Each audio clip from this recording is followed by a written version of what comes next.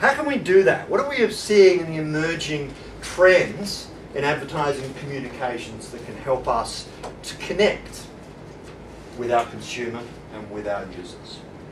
Well, first of all, the obvious one. The obvious trend we see is the growth and evolving nature of digital marketing. Everyone's beginning to embrace digital marketing, and we need to embrace digital marketing because it is a perfect way to be able to engage with our consumer. What we are seeing though, as digital marketing does evolve and matures, you're seeing less banner ads. Not just flat out, there's a banner across the top or down the side of the bottom. We're seeing less and less of that. Seeing less of the viral type videos. There's more focus on social network opportunities. We'll spend quite a bit of time on that. There's more focus on TV advertising moving to online. TV ads are no longer only seen on TV, they move to online. Mobile targeting, the advent of the mobile phone, in particular the smartphone. I was fascinated today to see that Hong Kong has mobile phone penetration of 215%. So all of you have got more than 2 phones on average, which I guess is your ears, but I think that's a bit surprising. And obviously more and more smartphones are coming to the fore. So there's more digital that's happening. And it's interesting, when you look into digital, you actually go and say, okay, what is actually happening in the digital online advertising side? Half of it is search. Half of it is the consumer going in there to Google or wherever and saying, okay, I want to look at Samsung television or flat screen TVs or investment funds or whatever it is. So almost half of the online spend is going into search. Another 10% into classifieds, a couple of percentage into sponsorship, and so on. Interestingly, only a third of online spend at the moment, this is globally, is intrusive. That is, it's driven by our brand reaching out to try and intrude on the consumer to say, hey, this is what we've got. 2/3 of it is actually consumer driven. Again, going back to that very well informed, very well connected consumer. As you see, search is growing, has continued to grow. Banner, flat, classifieds declining, and some recent pickup in rich media, online digital video as well. But search obviously is huge and it's growing. So, what about digital marketing in Hong Kong? What's the opportunities here? Let's look at some numbers. I'm in market research, that's why I like numbers. So, 4,894,913 and 68.7%. Okay. First number is internet users in Hong Kong as of 31st of December, according to Internet World Stats last year, which gives us a penetration of 68.7, 2/3. This is as of December last year, penetration in Hong Kong. It's particularly strong. In fact, we find that once a country reaches the 40% level or more and more of the advertising dollars go towards online, more and more of the activity goes towards online as well. And we're well above that threshold. In fact, if we were to compare ourselves to some of the other countries around our region, it's really only countries like South Korea and Japan, Australia and New Zealand, and to a lesser extent Singapore that have higher penetration rates. So more than 2/3 connected, that's an extremely strong penetration rate. So it says that there is great opportunity for digital here in Hong Kong. And it's growing. We lead the market in tablet. We know that we've got 200+% mobile penetration. The e-economy is booming. And in fact, at Ipsos, our own estimates suggest that by 2015, internet penetration will be in the order of 80 to 85%. Similar levels to where Hong Kong, South Korea, Australia are today.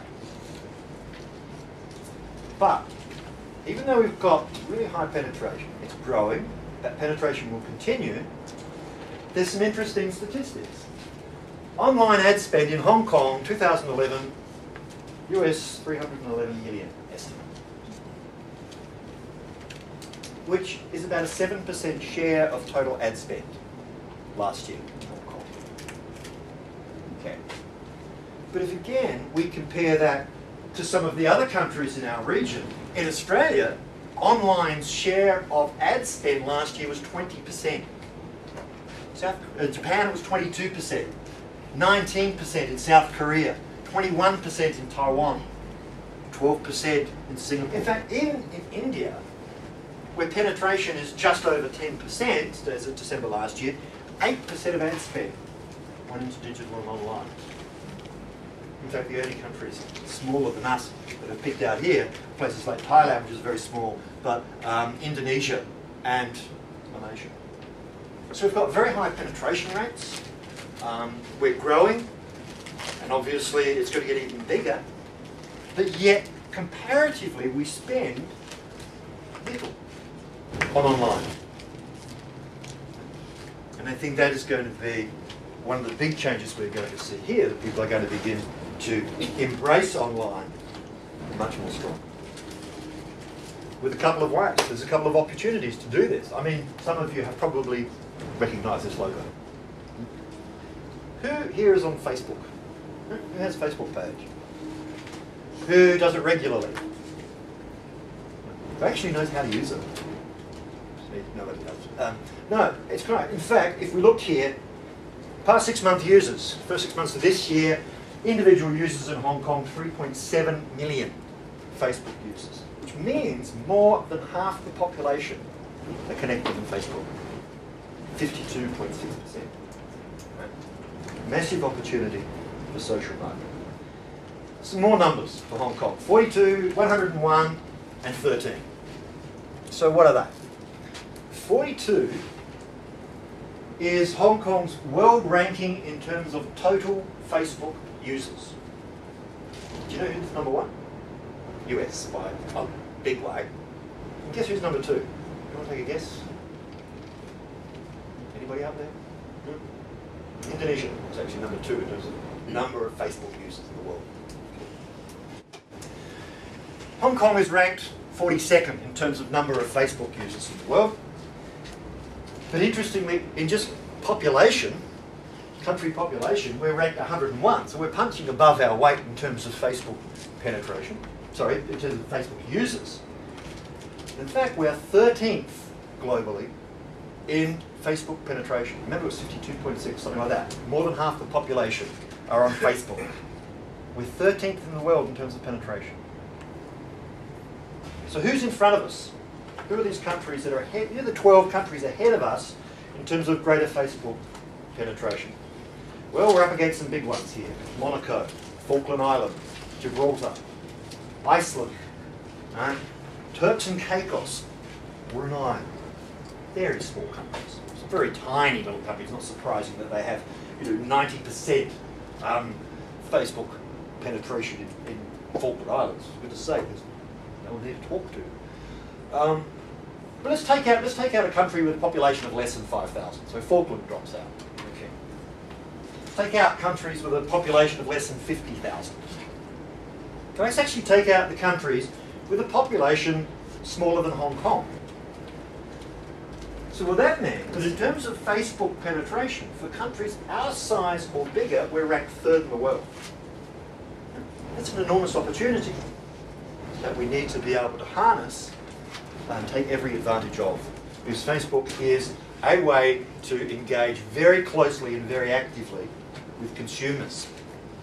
And it is a very powerful tool. Some of you might remember that Harry Potter, the 7th and final Harry Potter, the day it was released, there was 1 post per second the entire day on Facebook.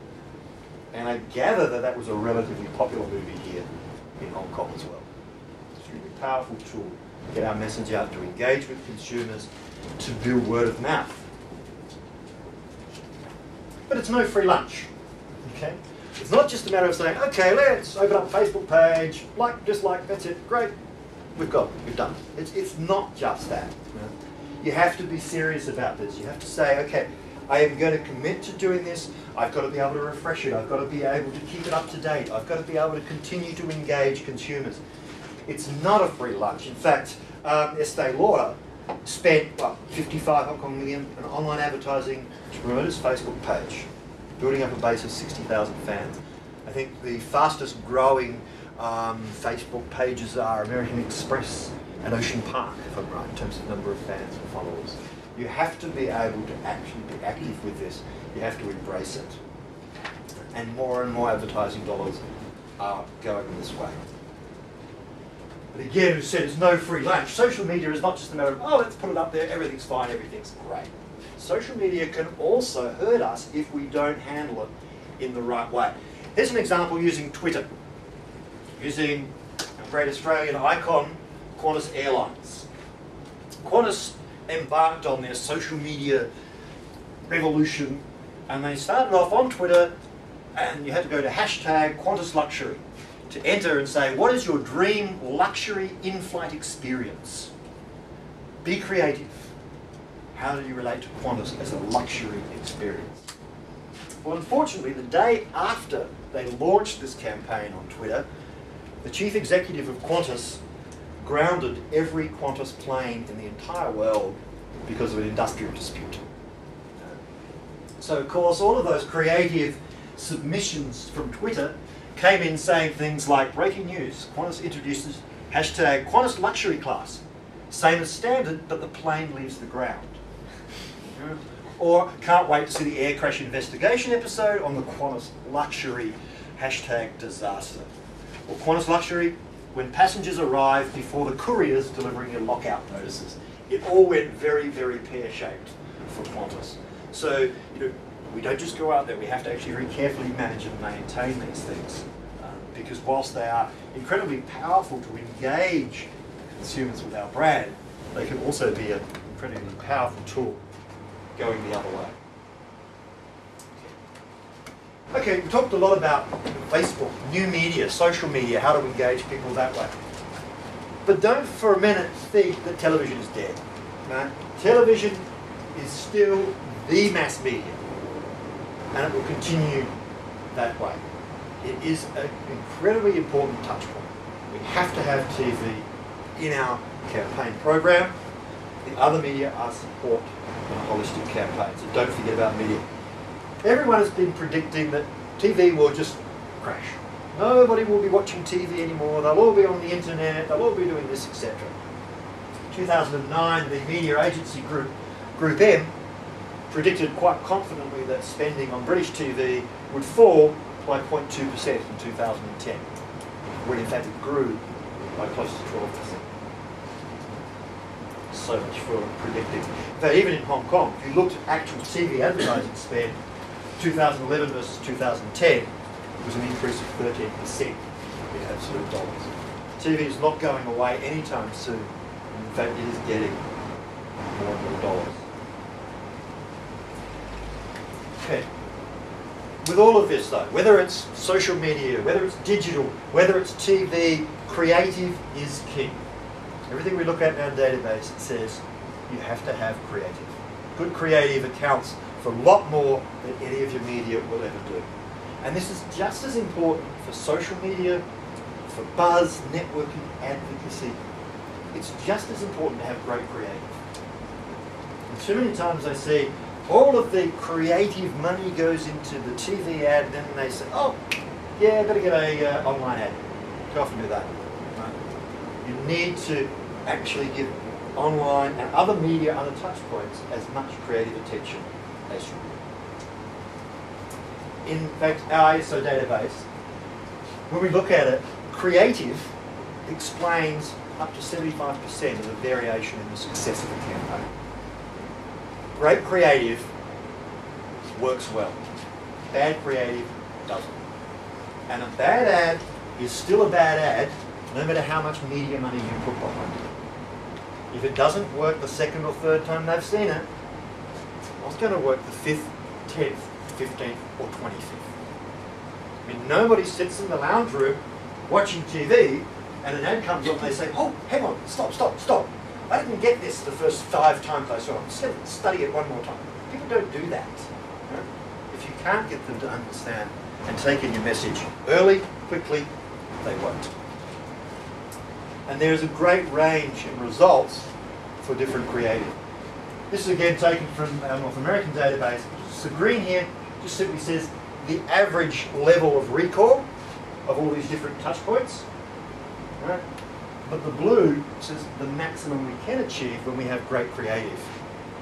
So typically, if you look here at online, on average, it's around about the 10% or just above 10% recall. And that's usually the criticism for digital online. It has low reach. But with great creative, you can double or triple that reach. Again, it's just by focusing on the creative. And it's the same with impact. Whether we're looking at brand consideration, purchase intent, this is the range, these triangles, and the average impact each of these touch points has. But you can see the range depending on great creative. The other communication trend, and that's what I want to touch on here that we see, obviously, is convergence. When we're going out there, we're planning a multimedia campaign, plan it knowing and understanding that those 3 and now 4 screens are what it's all about. TV, PC, the mobile phone, and increasingly so the tablet. And the look and feel of everything you do has got to be able to translate across those. Media silos blend away. It's not just this is the TV ad, and this is something completely different that we do online. No. Media convergence means we have to plan that way to have that same look and feel, to integrate our media and our creative approach with each of the touch points to get that overall holistic effect, the big idea. Some implications from those.